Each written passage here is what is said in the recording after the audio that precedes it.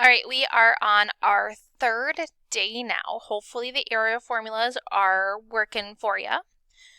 So we got a couple just to review, just to touch base again. We want to look at these pictures. So again, when we look at our picture, the first thing we do is we ask ourselves, what shape do we have? So in this case, I have a triangle. That tells me how to proceed. I go to my area formula sheet. I sent you a clean one for you to print off. Again, if you didn't print one off, that's fine. I would handwrite one because you want to have that easy access to the formulas. The area formula for a triangle is 1/2 base times height.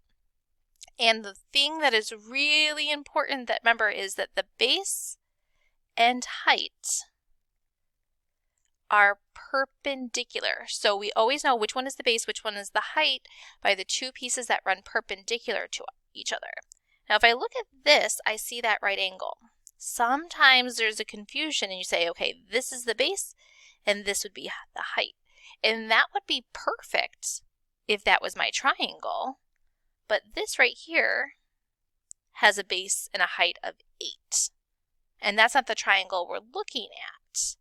So we are going to use 8 as our height, but this 8 is the height that connects to this base of 9. Because remember, when we looked at the formula sheet, sometimes the height is inside the triangle, sometimes it's part of the triangle, and sometimes it's outside of the triangle. And in this case, all we want to know is how high is it from the top of the triangle to the bottom of the triangle to that base. In this case, it's 8. So we have 1/2 of the base of 9 times the height of 8. Again, just put all that into your calculator all at once. 1/2 times 9 times 8 gives us 36, in this case, meters squared.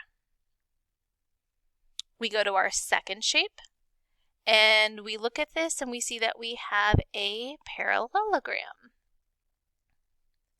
According to our sheet, that is base times height. And again, base and height are always perpendicular. And so I see that key here, that I have that right angle. So that tells me that this right here is going to be the height of my parallelogram. So I ask myself, which one is the base? The base is running perpendicular to the height. And in a parallelogram, opposite sides are congruent, which means my base is 11. Whether I'm looking at the top part or the bottom part, it doesn't matter, they're the same length. So we have, this could be my base, or this could be my base. So we have the area is base times height, so just 11 times 12.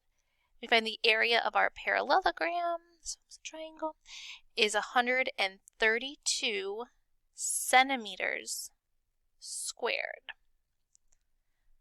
All right, the next one's a little bit different than the questions that we've looked at so far in our videos. This one is word-based. We don't have a shape to look at, so we've got to read through. It says the area of the trapezoid. Key piece of information right there. The area of our trapezoid. So I know I'm going to be looking at the trapezoid formula, which is 1/2 height, base 1 plus base 2. So that's really important. I'm told that the area of the trapezoid is 45 meters squared. So I think about, would that be the A, the H, the B1, or the B2? And remember, we want to think about what do each of those letters represent. The big A is standing for the area, and we were just told that the area of the trapezoid is 45. The length of the bases are 8 and 10. So there's another piece. Length of the bases are 8 and 10. So one base is 8, another base is 10. What is the height? So this is what I don't know. That's what I'm solving for. So this is the variable that's going to stay that I need to figure out. Again, we said that the area was 45 is equal to 1/2. I don't know the height, but I do know that my bases are 8 and 10. So again, the only thing I have left now is that height. So we've got 45 is equal to 1/2 h.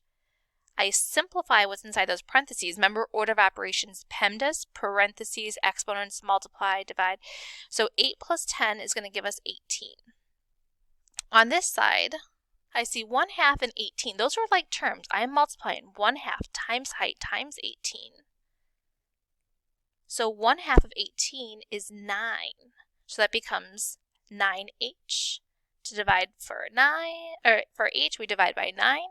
And we find that the height, or our h, is going to be 5 meters, not meters squared. Because remember, meters squared is reserved for the label on area. The length is 1 dimension, so it's just meters. All right, so you're going to see questions like this, and it's just a quick check of, do you understand the formulas?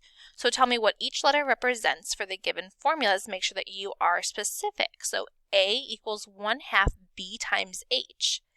It's asking, what is the H?